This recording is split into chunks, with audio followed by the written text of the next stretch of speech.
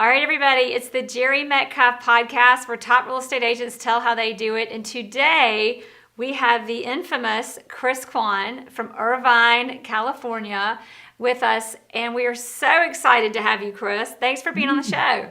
Thank you so much for having me. I'm glad to be here. So, everybody, a lot of you listening to the show already know Chris for his awesome videos, his really creative, savvy, gorgeous marketing. So, of course, we're going to hit on that. But Chris, I want to start off and just say, tell us a little bit about yourself and what made you crazy enough to get in this business. So crazy. I don't know if it was crazy, but I think everybody has highs and lows in their life, right? Anybody listening to this podcast, anybody that you know out there has highs and lows, and that's certainly same as me. So I reached a point where I wouldn't say an all-time low, but low enough to figure out to be kind of clueless into what I wanted to do. And real estate was one of those things that was a great option for me. My parents are brokers, but they do a little bit different. They do like business opportunity. They're retired now, but they helped people buy and sell businesses. And but early on, my dad had his residential real estate license, and so I kind of grew up in a real estate family. And transitioning from my previous career, I didn't have any skill set. Like I did, but nothing to where I could actually go into a particular career. And real estate was one of those things where I could study and I knew it was lucrative and I could still have my schedule. And there was all these things that were very attractive about it. And I literally got my license. I got my books the next day after I decided that I wanted to go into real estate. And then like several months later, I had my license and I was off and running. That's awesome. So tell us a little bit about this previous career. Yeah, so I grew up playing golf. Like that was my thing. Elementary school, high school, middle school. In college I played, and I tried chasing it for 5 years after college, and it was fun. It was great. I was in a very serious relationship throughout that time, and I told her, I was like, hey, I got to give it a shot, and I gave it my shot, and it didn't go exactly where I wanted to go, or at least it was just stagnant. It was okay, Yeah. but I was never. I was traveling all the time, and that was okay when you're dating. But if you want to get serious in life and family and stuff, it doesn't work out very well. Especially Exactly. So you talked about, so it sounds like you were doing golfing. It was like, oh, this is okay. We could make this work, but why should we let life just be okay? Let's make it great. it was great. Don't get me wrong. Traveling to places, and that was great. It was a great lifestyle. But yeah, it didn't last forever. It wasn't going to last forever. So. Awesome. So what happened what was the turning point? Like what was in your mind? Take us back there. What happened that made you go, okay, real estate, this is it? Honestly, I didn't even know. Like when I got my license, and I was like thinking about 100 different other things that I could do. It was kind of the plan B that I was coasting on, and I was still looking for that plan A. And so real estate wasn't like, oh, I'm going to be doing this for the next 10 or 15 years. That's it was just what happened to me. Okay, get real estate going. It was like a part-time job in my head, to be honest. And then the next thing you know, you just got hooked and started doing deals, or how'd that unfold? I got hooked after I got my first check. Yeah. So I was like, I could be doing this and I could still have some flexibility. And there was a lot of leeway in the career. And I was like, if I could just be doing this on a higher level, I could be making this and I could still have the life that I wanted. And it just made sense from that point. That's awesome. So one of the questions I like to ask is like, what gives you your competitive edge? So we all kind of know the answer, but give us your version of that answer. So I would say golf. And like I was a very bad kid from what I understand. Like in my head, I thought I was the best kid in the world, but after I talked to my mom, she says I was the worst kid. So she used to get me into programs that develop discipline, respect. She got me into like taekwondo, which is like karate, and then she got me into the orchestra. So things that would just kind of slow me down a little bit because I was running at 1,000 miles per hour. And so golf was one of those things too. It was just it was a very respectful game. There were certain rules about it, certain etiquette. And as I started growing up, I started incorporating that obviously into my daily life. And as you start to ingrain that schedule, that regimen, it just becomes natural. And so transitioning over to like an actual career, a business career, I had a lot of those things in place. So when I got into the business, I worked under a mentor, and a guy was in the business for 20, 25 years doing all sorts of stuff. And he was like, look, you need to have this in the morning. You need to do, this is what your daily schedule looks like. You need to do this, you need to prospect. And so it was like the Forrest Gump, like, okay, just go over there to the end zone, just do that. And it was easy for me. And so awesome. Once I started to just do all that stuff without thinking twice about it, everything kind of just clicked and happened. And so to sum it up, it sounds like what gave you competitive edge is, first of all, what you got out of golf, among other things, but you mentioned golf several times, is really honing in, getting your focus from the golf game, but also focus. Well, I say focus. You didn't use that word, but that's what I heard. But I got that out of it. But focus, respect. I find it interesting you say that, because I think respect is the core and basis of every healthy relationship. Mm-hmm. And I love that you bring up that word. And we all know the real estate business is a relationship business. And you, by establishing a sport that is also based on respect and the rules and the etiquette, you really already kind of naturally honed in on that. And then the third thing was habits or schedule. You said schedule and regimen, and that just brings out to doing the same thing over and over will have a compound effect of the results that you gain. In that being said, your habits or your schedule, I love how you said, well, he said do this and this and this, and that's probably changed over time. Give us what are, because I think there are a lot of people that get in this business and they just kind of sit around and watch TV and wait for the phone to ring, or they might do a few things, but it's inconsistent, so of course it doesn't take traction.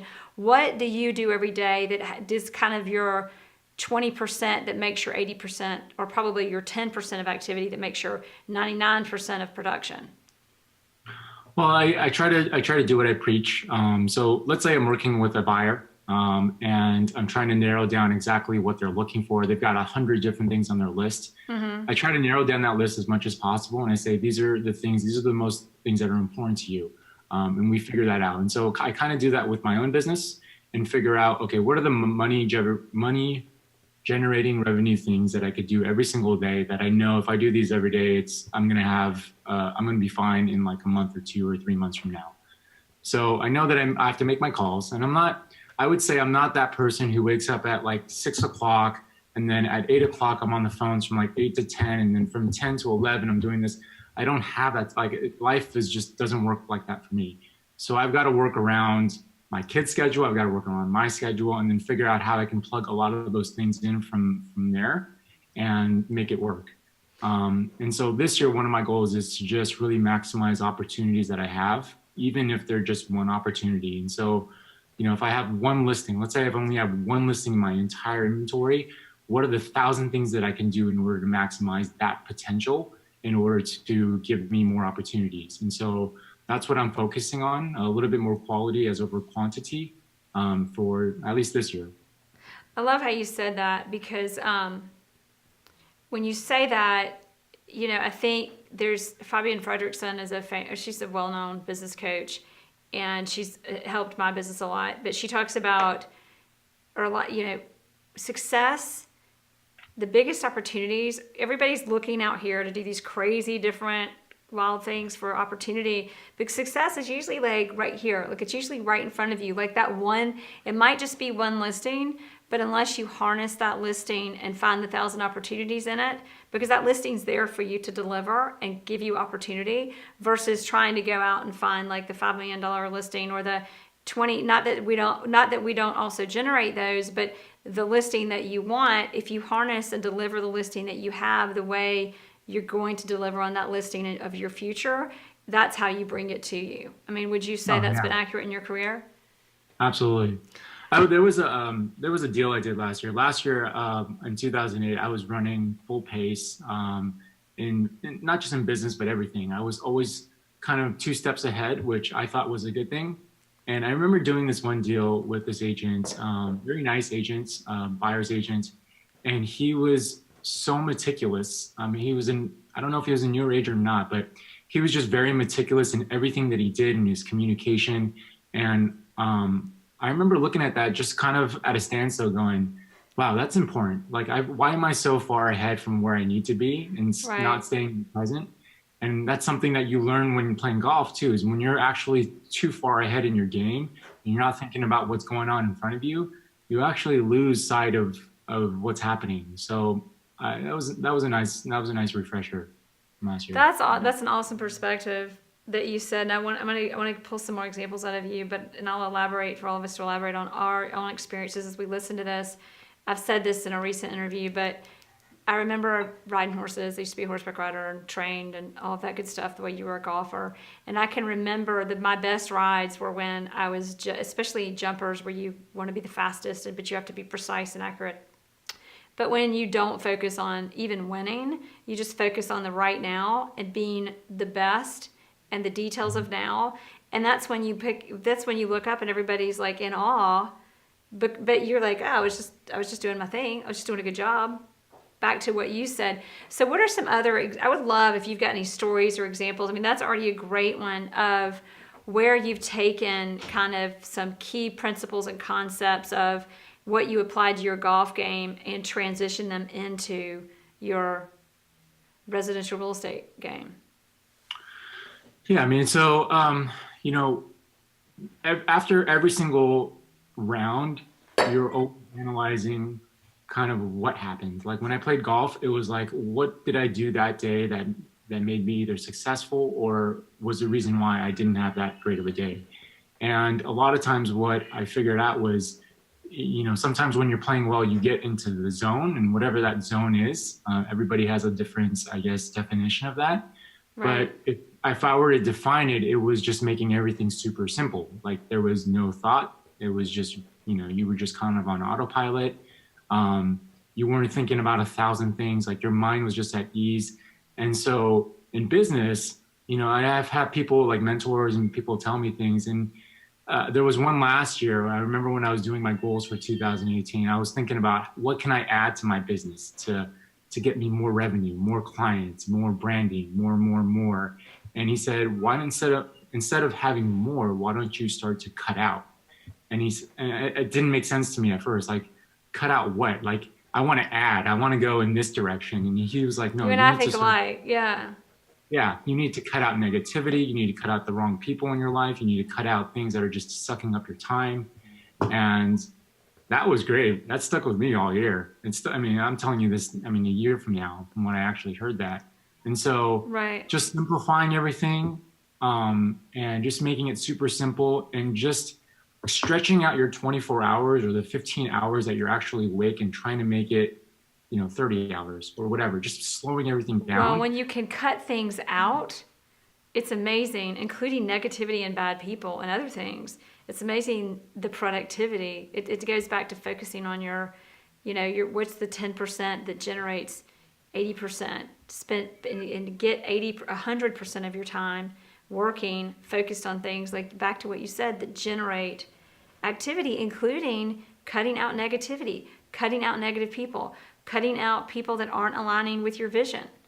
Do you have any examples for us that you can share that aren't too awkward about your business and how you've been able to do that? Just even just a simple one, like Yeah. cutting out It's, even clients. I don't know if you've cut out clients for that reason. yeah, well, not cut out clients. I definitely look at, because it's the truth. It's real. The reality is that you'll have tough clients that you deal with. And I try to take those on, honestly. Like if I'm in a bad situation, I try not to think how I can exit out of the situation. I try to take it on because I want the adversity, Like it. because it lets me know how to deal with it later on. I love And it. if I've Yeah. gone through it, then I can figure out, okay, whether it's going to be a good situation for me or not. But if it's a situation I've never been in before, it's not harmful in any way, then I'll usually try to take it on. But yeah, I've had to exit a lot of people in my life, not like on a hard cut where like you are out of my life. It's just, No, now there goes drama. Like Yeah. we're gonna I'm cut not out talking the about negative drama. I people, don't and like then we're gonna drama. add some drama in this. Let's make some No. scene. Like, no, that's not what you mean, No, right? yeah, I go the other way, but I Right. try to yeah, you cut ties a little bit, or you just know that, okay, I'm not going to spend as much time with this person, or, but I wouldn't say specifically. That's just kind of like my general rule of thumb. If I know that a situation or a person is not going to be good for me, I'll gravitate to the people that are going to be good for me, and I generally Well, surround myself with good people. I want to go back to your thing. I love what your response to cut. Do you cut? There's certain clients, because there are certain clients. I'm like you. I don't like to cut out clients. There's certain clients that I hate to say have, under circumstances, been removed from my world. And looking back, it was not a bad thing. But really, more to your point, I love what you said about taking on tough clients, taking on adversity. As realtors, if things aren't difficult, and it's supposed to be so easy, then why are we valuable? Our job is to come in and solve problems. And even in dealing with difficult people and situations, some of my most difficult clients have taught me so much that I brought to my other clients that were so great. And making Right. sure we harness those in a way that we cut the negativity out, even of clients that we might perceive as difficult, into what's the opportunity in this? What am I learning from them? What am I learning about how to improve my business? What am I learning about setting expectations? What am I learning that I can carry forward? Again, I'm really repeating what you said, but I want to bring that home for everybody in your business and what you can do to grow it. What has been your, and we've got to get into your videos, by the way, because they're awesome. And this may bring it into it, but what's been your biggest, well, I'm going to start with something a little bit on the more negative side and then bring it out of that. But, a lot of us, this business is full of mistakes. We all make mistakes. That's usually personally where my biggest lessons and successes I can really attribute to some of the biggest mistakes I've made in life in general. Do you have any story, whether it's life, business, whatever, one of the biggest lessons that you can bring to us from your experience that you've applied to your business to get where you are now? So I've always been a person to kind of give. Like, it's just like, if you were to come over to my house, I'm like that person that likes to host. And hey, can I get you another drink? Are you good there? Are you hungry? Do you want something? Do you want a blanket? Do you want this? Sure you want you're that? not hungry? You sure not? I'm that person, right? And so you can give me the blanket. I'll even take a heating pad. Like, you don't even want to know, but don't offer me food. I'm not hungry. Can I get you another drink? I mean, that's, I'm that person. I love right? it. Yeah. And I've always wanted to give back. And I've not okay, I've got to give back. I'm not that type of person, but I'm like, I've always just been generally giving. And when I got to a point where video came in, and if this is something that we could and start to go in that direction, but video was something that I started doing like 3 years ago, just because for family reasons. So that would have been 2015, 16?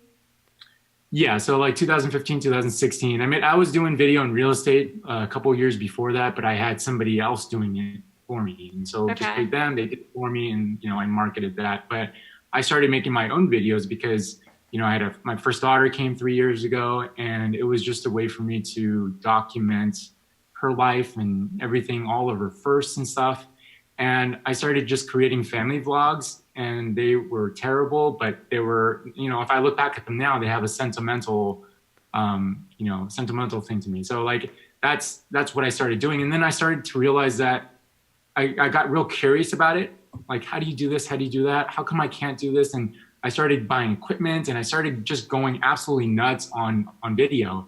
And I am an equipment, like, if there's a new gadget that comes out, I'm like buying it, testing it out, and we're gonna get the Chris Kwon, because your videos are amazing. You do them yourself, and they've got you've got the graphics, and you're moving your hands, and you've got numbers flashing and quotes and stats, and then you do these fast forward. I mean, you keep it. You start by being engaging and personable, and then you bring in the information, which is so clever, by the way. I love that. But keep going with kind of where I don't want to stop you, and I already did, but give us more. Well, I mean, I just got super curious about it, and I started. I also, in the same timeline, I was getting a little bit frustrated with the people that I was working with in order to create the videos that I was making professionally. And I was like, well, why can't I just do this on my own? And I started Right. going off on it. And don't get me wrong, in that small little stint, it wasn't good. Like all the stuff that I was putting out, it wasn't that great. But I did that. I Right. was in harvest fatigue. Right. Yeah, and That's so it was tough at first, but you know, I got better at it, and I got better at it, and now I do them mostly on my own. I have a person that shoots my properties because that's real time consuming, but I love to edit. I'll put the edits together, the market updates, anything social that you see is pretty much I do, and I enjoy it. It's something that has become you know, kind of an ordinary thing in my career now. That's awesome. Well, another thing, his name is, I'm trying to remember, I think it's JB Glossinger. He has, I don't know if he still does it, but he has this little podcast and he talks to you for 15 minutes every morning to get your day going and get your mindset right. And he used to always say, to be good at anything, you have to be willing to suck at it first. So Yeah. on these videos, they're amazing. They're awesome. And not just like doing the editing, but being on video and being comfortable. I remember my first podcast wasn't even on video and I was like sweating and breathing hard and just like, yeah, but it was just, you're just talking to people. But back to your videos, it's okay to suck because you kind of got to be willing to do that and put yourself out there to get in a place where you're better at it. So that being said, these videos have made you famous and they're making you more famous as they get better. And they're not only like, if I care about I did some of these videos like 5 years ago or maybe 6 or 7 when nobody was on YouTube, and they were great. They helped they were all about historic Brookhaven where I sold a lot of homes and I dominate the neighborhood, and that's how it started. And it gave me, without the videos being very good, the edge of knowledge and being in front of it before everybody else was, and people got to know me and whatever. But for you, how has that affected your business? Obviously, it gets people's attention, but give us some examples of before and after the videos. So 2 ways. So if I'm talking about from a consumer standpoint, I have to say that it's just made me the person that had stand out a little bit because nobody else in my marketplace is doing that. At least not in my way. There are agents that can take kind of the style that I have and give it to somebody, but at the same time, there's not a way for them to reproduce the personal aspect of it in terms of like. So it's branded you. Yeah, it's branded me, and so that's what makes it unique to me. Mm-hmm. And so I would say from a consumer standpoint, a lot of people started to see like, okay, this person, at least this is the feedback that I got, was that, okay, this person is different, whether they liked it or not, different. But also what I understood was that people started to appreciate because it was something that was important to me. Like it was important for my business. It was important for me to be out there. Like obviously that stuff takes a lot of time and people started to appreciate the time that I was putting into that. And so I used to never get anybody call me and say, hey, I want you to come over and talk about listing my house, or I want you to come just list my house. And I would say in 2018, I got a lot of that. A lot of people just called me. And for so long, when you're in this business, you're chasing after everybody. You're like, you know, how can I help you here? What's going on here? And you're chasing buyers and sellers and all that stuff. And at a point, it was nice to have people come to you and say, hey, I appreciate what you're doing, and I'd like to talk to you about selling my house. That was eye-opening for me. And so as soon as I started to see some of those opportunities, I started to go full speed in that direction. But also at the same time, since I was a couple of years in front of everybody, and I was kind of that real estate person, and then also that video person that was creating the stuff. I was a good mix of those two. Mm-hmm. And people asking me that were trying to get into the business or trying to get into starting video, they wanted to know what that journey was like. And so for me, I had no problem sharing that. Equipment, techniques, struggles, all of that stuff to help other people kind of just leapfrog over all the issues that I had. That helped me with also being recognized within my community, among my peers, and has also helped me, you know, obviously generate business, but create great relationships. There are tons of people that I meet at like conferences now that I've never met in person. Like the two of us, right? Yeah. But I mean, I'll establish relationships with and establish them over the internet or over the phone or whatever. And I think that's amazing.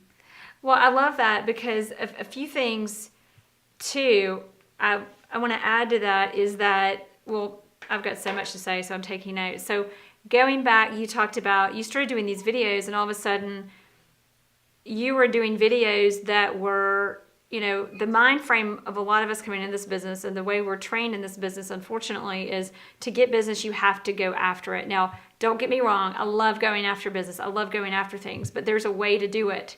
And the way to do it is not stalking people. If you ask me, I could be wrong. I don't know everything. The way you've done it is provide value, a really interesting video with really valuable information that has access to so many people can see it. So it's really like you're positioning yourself. It's kind of like the guy that goes in the bar and gives every woman a one-liner hoping he's going to pick up somebody. What are you going to, I mean, versus the other. I'm just going to leave it at that. Maybe that's a bad analogy, but anyway, and I will not ask Isaac to edit because it was still worthy. Isaac's laughing. But I say that also to say you're maximizing your strengths. In doing that, you love video, you love creativity. You're maximizing something you're already passionate about and applying it to your business and bringing more value.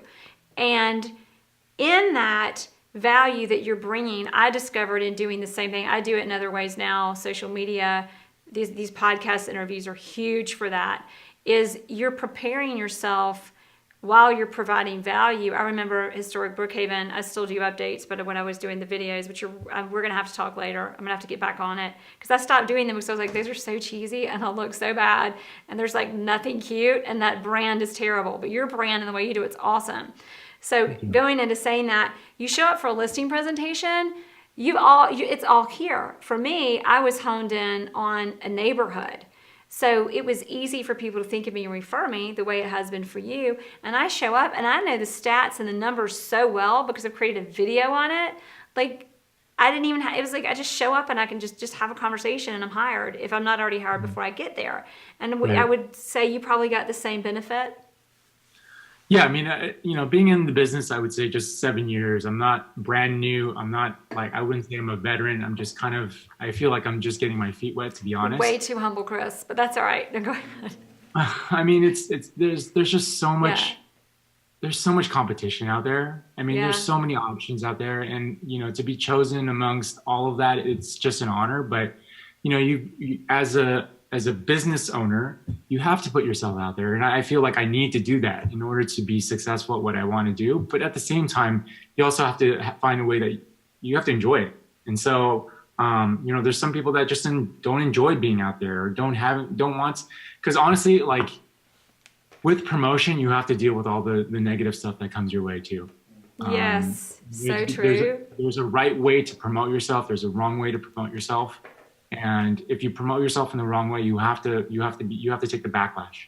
And so not everything is all fluffy and, you know, great and sparkly and everything. I've got to deal with some stuff too, but at the same time, the benefits outweigh all of that. And so what could you tell? Well, I'm gonna ask you about promoting yourself, but before, I did want to kind of reiterate to everybody also, remember that you mentioned relationships with agents. We've had a lot of interviews where everybody, especially when you're not in this industry, you hear people talk about how it's so cutthroat, it's so competitive, which it is, it can be, but it's what you put into it. And, you know, the more successful the agent, the more on the podcast and just out there, you'll hear, and we hear agents talk about, you know, our clients come and go. We have a fiduciary responsibility to our clients. We represent our clients, but in representing them, there's always 90% of the time or more, there's an agent on the other end of that deal. The stronger your relationship is with that agent and the more positive it is, the more beneficial it is to our clients.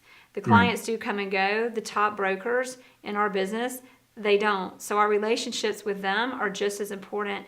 And I always remind myself to remember to treat clients, have the respect, back to respect you said earlier, for our colleagues and our agents the same that we do for our clients. You talked about you have to enjoy it. I love that. So you give us a little bit about, I think that was really important in what you do. Did you kind of know that you were figuring out what you enjoyed, or was it just an idea you had, like, hey, maybe this will work, and then you decided you enjoyed it? Well, we had a conversation right before we came on where it was, you know, real estate is once you think about the process, it happens like this in a timeline, and then it repeats itself, and then it goes that way. And it sometimes can get mundane, and you need to figure out a way in order to make it exciting. And so for me, the way I found excitement was through promotion and marketing and video.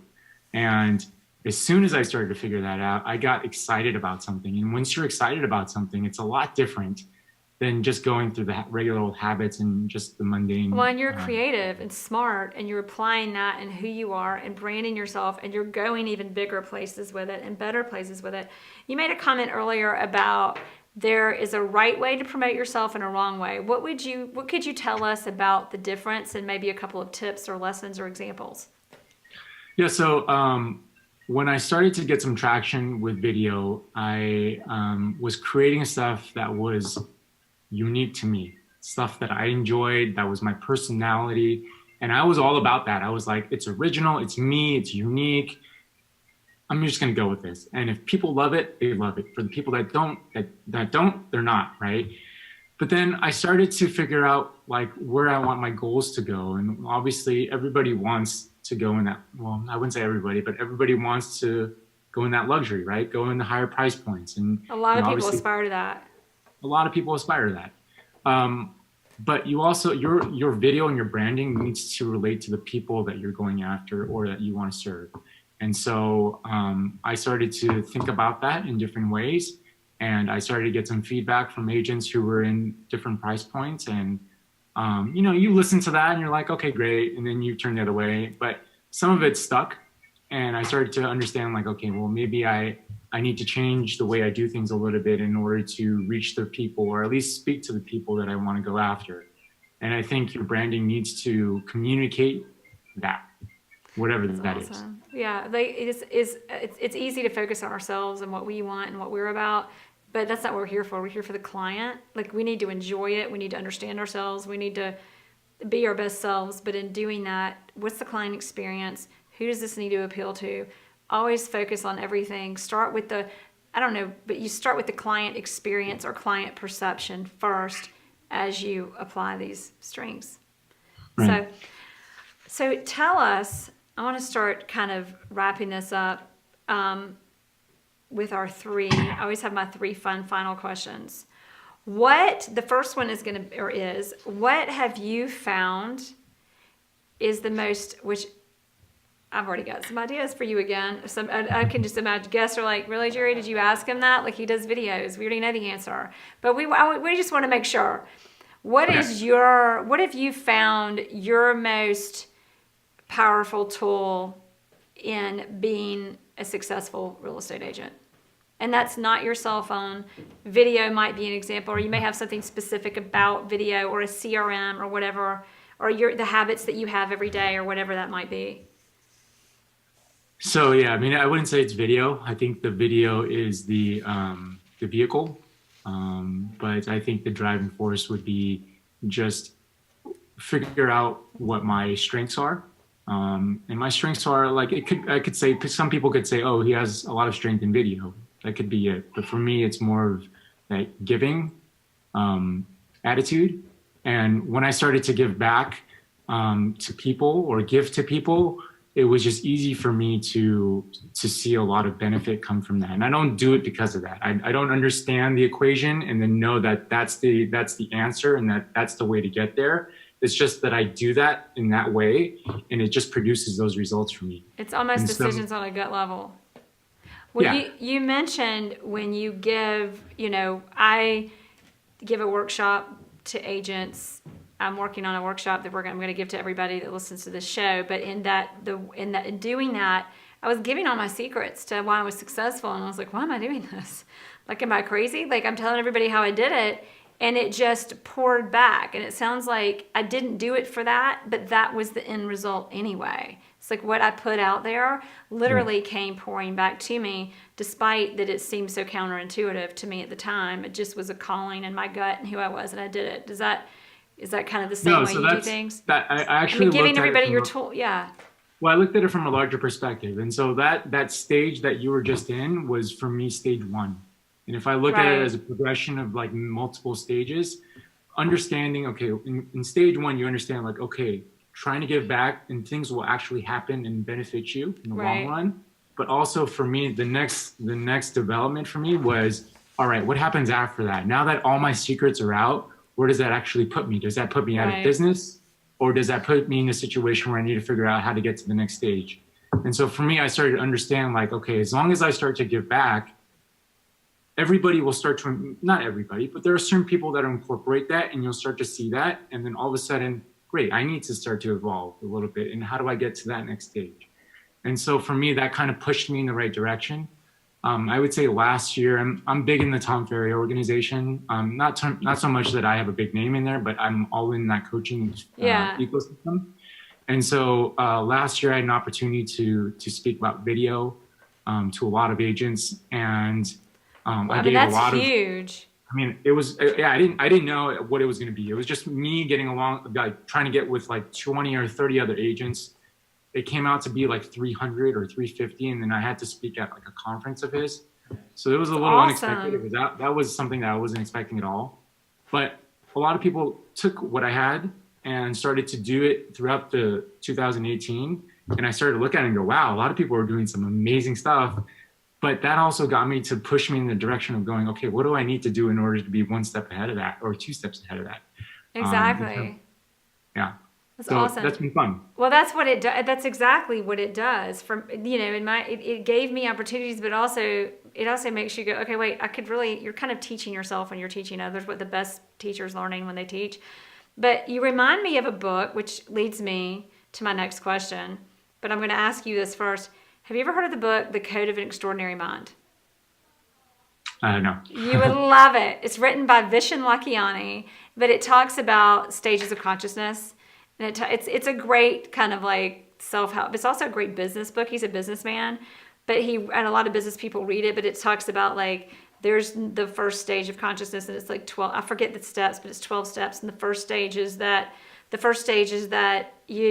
people tell you to wake up and go to school and get married and live life, and these are the rules, and you just need to abide by them and you'll be fine. And most people are like, okay, cool, got it, that's what I'm going to do. And then the next one is like a Steve Jobs, where you're like, no, this is how I want it to be, or like a realtor. This is how, even though there's a lot of difference between a lot of realtors and Steve, but y'all get the idea. This is how I want it to be, and you kind of bend the world a little bit to you. And then there's the next stage where you're like, okay, I'm a piece of the bigger picture, and there may be bigger things for me than what I might even be thinking of, and aligning with that. And then there's the next stage of Gandhi, Buddha, Jesus, of like this higher level of consciousness that most of us never ever hit. But just what you said, you made me think of that book. I think you would love it, so I had to mention it. Now, my book, and Chris Voss, Never Split the Difference. Had to put it out there. Have you ever listened to, do you know Chris Voss, Never Split the Difference? I've heard of him before. I've not heard of it. I've not read the book. Well, we are going to talk about that later, because we're not even touching on negotiating today, but great in relationships. We talked about that. Best relationship book ever, but it's about negotiating. That's Jere Metcalf's favorite book, because I can't ever resist. I feel like if everybody in the world would read and understand that book, it would be a better place. The world really would. But besides that, what is your book that you most highly recommend? Like a particular book? Like, what has impacted your business or life the most, or that you would hope that if you had to leave us knowing there's one book we have to read on whatever level, what is that book? And if you're like, Jere, there's not one I don't read. Wrong person. So That's cool. Yeah. I am totally different than a lot of people. I meet a lot of people and like, hey, you should really read this book. And I'm thinking, I really need to get that in audio or video. And so I consume with these and these a lot better than I do with like actual reading a physical book. Well, you and I, when I say I read a book, I listened to it on Audibles in between appointments. Okay. I read Never Split the Difference 5 times in my car on Audibles. So I'm with you. But what is something like that? It could even be a speaker that you feel has made an impact on the way you do things and the way you do business and or live life. Yeah, I mean, so I pull stuff from a lot of different places. And, when it comes to marketing, there are certain people that I'll listen to, and I wouldn't listen to other people in terms of marketing. There are certain people that I'll talk to about business development. I think the book is that, or the overlining headline would be is to never stop learning. and to be humble enough to always know that you're not the best in the room. I think that's important. And so I try not to go in a certain direction. I do get a lot of people that come to me and say, "Hey, I love your videos." I never let that try to get to me, because I'm always thinking I'm not that great at videos. I always want to get better. And there's people that inspire me. I think there's just so much creativity out there, and I think there's a lot of people that do amazing stuff. Mm-hmm. And that if you start to think that you're on the top and you're the number one, and you're just on a path for your destruction. So I definitely think you just need to be humble. And you need to learn. You're never the smartest person or the best in the room, and I think that's something that I always live by. So now I'm gonna see if I can force this on you. So you said there's some people that you would say business development. There's some people that you would take great tips from different parts of business. Is there anybody you want to share with us? Yeah. So in terms of marketing, like farming is, I've got to say, in terms of my business, farming has been one of the things that has been very productive for me in 2018. So geographical farming, kind of in the area that I work and live in. And the person that really kind of jump-started that for me was, a lot of people know him, Gary Vee. I saw him in San Francisco. Are you kidding? I love Gary Vee. Gary Vee's great, yeah. And I just saw him God. recently, like a few months ago. He was here in LA, and yeah, it was great. But he had given his first speech about being the digital mayor of your town. And I have that. It's on my YouTube, buried all the way at the bottom. But it was eye-opening because he started to talk about things like you just need to be the digital mayor, and that hit home for me, and I understood that. I love that. So give us a little, like, for everybody listening and for me, elaborate on what kind of define the digital mirror for us.